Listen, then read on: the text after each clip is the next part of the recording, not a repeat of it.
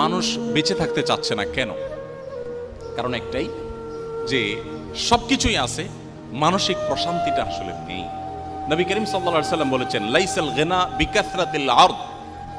পৃথিবী তথ্য প্রযুক্তির উন্নতির চরম শিখরে পৌঁছে যেতে পারে, নানা রকমের আবিষ্কার দিয়ে পৃথিবীর মানুষের জীবনযাত্রাকে পানির চাইতে সহজ করে ফেলা হতে পারে, বাট এর কোনোটি মানুষকে সুখী করবে না, এর কোনোটি মানুষকে মানসিক প্রশান্তি এনে দিবে না। ওয়ালাকিন্নাল গিনা গিনান নাফস। নবী করিম সাল্লাল্লাহু আলাইহি সাল্লাম বলেছেন, এই সচ্ছলতা, এই উন্নয়ন, এটা আসলে প্রকৃত সচ্ছলতা নয়। আসল এবং প্রকৃত সচ্ছলতা হলো মানুষের মানসিক প্রশান্তি। একজন মানুষ, তার তেমন কিছু নেই কিন্তু তিনি মানসিকভাবে খুবই সুখী, এ লোকটা সত্যিকারের সুখী। আরেকজনের সবই আছে বাট মানসিকভাবে তিনি সুখী নন, এ লোকটা প্রকৃত অর্থে সুখী নন।